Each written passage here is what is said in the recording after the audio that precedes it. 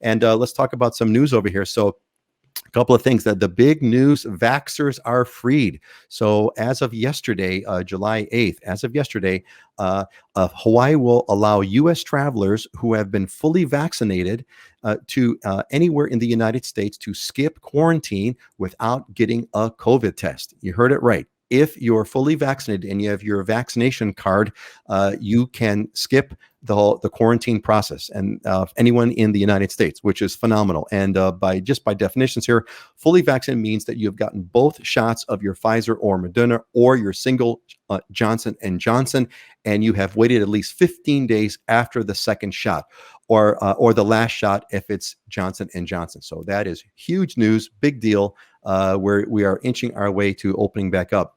Housing market is still booming. We're going to talk about that, I'm sure, but nothing, almost the same thing. It's there was a report that the median price for single-family homes surged 27% to a record $979,000 last month. This is for the island of Oahu, compared with $770,000 a year earlier. And the quote was from a good friend of mine, very well-known economist Paul Brubaker. He said, "All of a sudden, everybody wants a single family home and nobody wants to sell theirs," which, if you've been following the show, that's exactly what we've been telling you all. So that's exactly what the situation is. Kauai is good. If you want to go back to Kauai, their housing bubble, their travel bubble policy has popped. Travel bubble is you had to kind of go in, you had to quarantine yourself at a resort and stay there for a couple of weeks or something like that. I don't know the details, but anyway, that's over. So they have moved to tier 5, what we call tier 5, and they've eased restrictions. And so you want to go check that out, but Kauai is a lot freer than it used to be. So that's the cool part about that. All right, what do we also got? Higher hotel taxes are coming. Look, if you're planning on coming to Hawaii, you should make your reservations like right away, because we will soon be, if we are not already there, the highest accommodations taxed state in the country.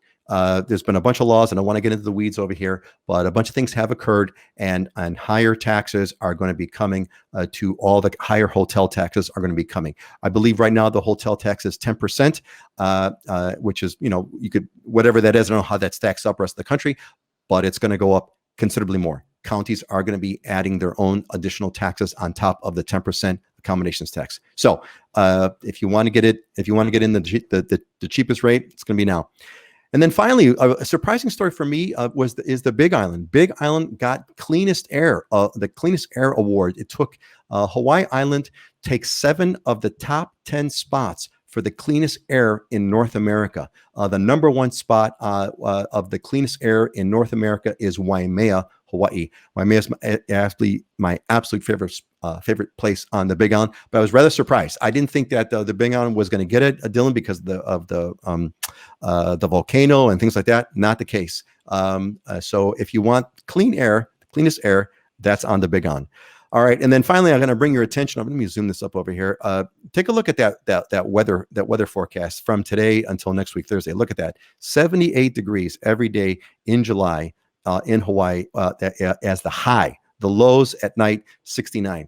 Folks, if that isn't perfect weather, you're going to have to tell me what is, because that is damn perfect weather. All right, so that's my news update for today. Why don't we go let's go counterclockwise around over here, and let's kind of see if there's any. We'll talk about the real estate stuff later. Scott, any news, any kind of worthy news that pops out in your head that I missed about, that you want to kind of share about Oahu? Yeah, it's actually National Sugar Cookie Day, in case we didn't know. And I made the trek across the street to Diamond Head Market and Grill to get I actually got one of their scones. Have you ever had one of their scones? They're famous for it. In fact, the guy in front of me this morning had 24 scones in his thing. They're not as dry as most others. They probably have a full stick of butter and probably a cup of sugar per scone, but they also have cream cheese and blueberry in them. So it was either that or Leonard's Bakery for malasada, because I couldn't get a sugar cookie. So. Leonard's Bakery, malasadas. Islander Ohana, when we all met at Makapu'u, one of the members of the Islander Ohana brought over 24 malasadas. So I brought the coffee. I had Starbucks coffee and malasadas on Makapu'u Beach. I did want to bring one other thing up. So I went furniture shopping this past weekend just to try to kind of take a look at things. And and what's funny is I'm finding in the balancing act on some of the renovation stuff that I'm doing, construction work, I'm having, whatever I look at, I may like, but I'm having to ask, what's your lead time on this stuff, right? On the construction mirror materials. So you're actually having to pick out your materials based on what's available and what you like. There's a balancing act. So I asked, hey, what's the lead time on the furniture and some of the stuff they have in the warehouse? But there was a couple of things I'm like, wow, I really like that. Do you have that in stock? And they said, you're number 19 on the list. We're minimum 4 months out and we get 6 in per month. And I was like, wow. So we're seeing the same issues across the board in all sectors. Yeah, and it's amazing. This thing has kind of thrown us off completely. Hey, I want to give a quick shout out to Michael. Michael, hey, he's going. Michael, you're going to go back to Hapuna despite the high wind hurricanes and dangerous flying umbrellas, missiles. Yeah, welcome back, buddy. I'm sure you're going to enjoy it. Hapuna is. I believe, if I'm not mistaken, Mike, I don't know if you were here that one episode where Hapuna was declared by Mr. Beach the best beach in the country. If I'm not mistaken, Heidi, give us the latest. What's some news? A lot of stuff going on in Maui. There's a lot of pushback on tourism. Whatever. What else? What have you caught that's newsworthy, Heidi, that you want to share from Maui? Well, on Maui, the mayor of Maui, Mayor Victorino, made a statement that was picked up by a lot of news sources. Saying that basically he wants a pause on tourism and he's working with the airline executives to limit flights. Or, I don't know if he can do this or not, but just really try to restore a balance. We love tourists here on Maui, but there's also something called over tourism where it can just be too much. And if there's too many people, if there's too much traffic, that takes away from what's really special and beautiful about being here. And then of course, the mayor is looking out for the interests of the local people that live here too. He said something along the lines, this is a community first and a tourist destination second. And I think that's really important for visitors to keep in mind too when they're visiting a place, is just have respect for where you are. There's some cases where visitors are, they're seeing cool things on Instagram and trespassing on private land, and that tends to upset people after a while if it just gets to be too much. So we're trying to keep a good balance here. Yeah, I think that's going to be one of the big questions as we go forward through the tourism. There's a huge boom right now. I think we're past one article I shared last week. I think if not the week before, our last show was tourism is above pre-COVID times. And so we'll see how that's going to go. We had a bunch of comments that are popping in Dylan, before we go to you and kind of share these. So Charles says, yeah, same thing with the couch. To what your point was, Scott, was able to get 2/3 of our couch on the same day, but the other 1/3 we couldn't get until a month and a half later, and we're like number 30 on the list. Yeah, so it's not just that, it's couches too. Auntie Joyce, same issues. Kitchen cabinets can be double the time you receive. Luckily, they were already on the ship. Hey, Gil, welcome back, Gil. Happy Aloha Friday. Joan Valentine, yeah, long waits for furniture. Same on the mainland. So, and Christy Sam, welcome, Christy Sam. Happy Aloha Friday. Oh, I like that. Aloha Friday. That's a cool idea too. Yeah. So, Dylan, what's the latest news on the Big Island that you'd like to kind of catch everybody up on?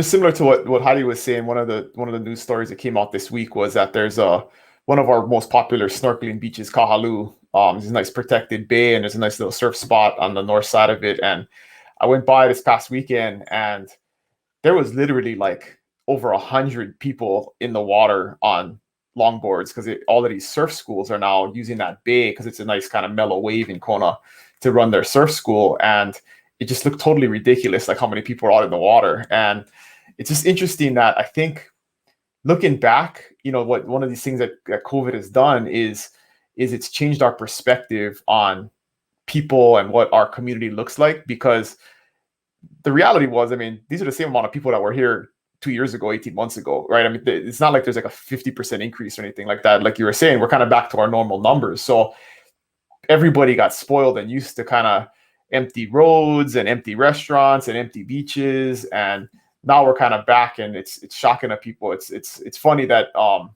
we're going back to normal and then people don't like it anymore. Right? So it's an interesting perspective and dynamic that's happening in the community. That's a really good point. That's a really, really good point. And I agree with you. I think we were spoiled. And now that we're seeing the crowds backing, we're like, hey, wait a minute, so there is going to be, well, it's already started. There have been many conversations about, what's the right balance of tourism. Heidi, to your point, the mayor made those statements, wants to limit things. So it'll be interesting to kind of see what they're going to do. Go ahead, Dylan. Yeah. And, something that's always been frustrating to me, I mean, you notice, Peter, we've had this discussion many a times, is that we complain about this stuff and then government, says, elected officials complain about it. But there has been zero effort in the last 30 years in Hawaii to do anything to diversify our economy, right? I mean, we complain about it and we tax tourists more, but there's there's no effort at all, no political will to do anything to transform the way that our economy works and the way that we generate revenue and the way that we create jobs. Where in Hawaii, we have all of these amazing resources, right? We have astronomy, we have volcanology, we have agriculture, we got marine sciences.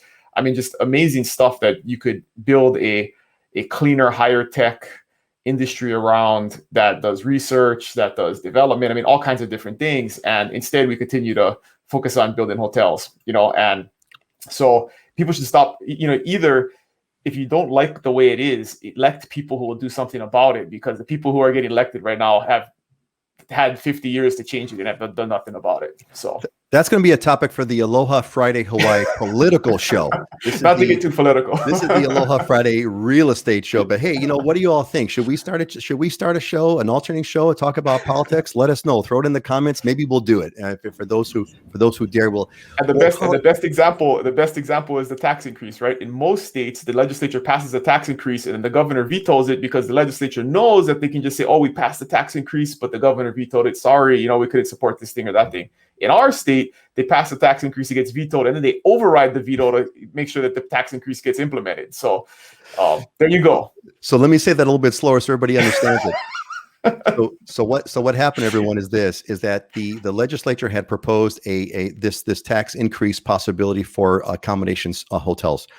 The governor vetoes the tax increase, right? And the legislature, by a 2/3 majority, overrided the governor on a tax increase. I don't think we've ever had an override on a tax increase. That just does not happen. But you know what? Stuff happens, right? Stuff happens. All right.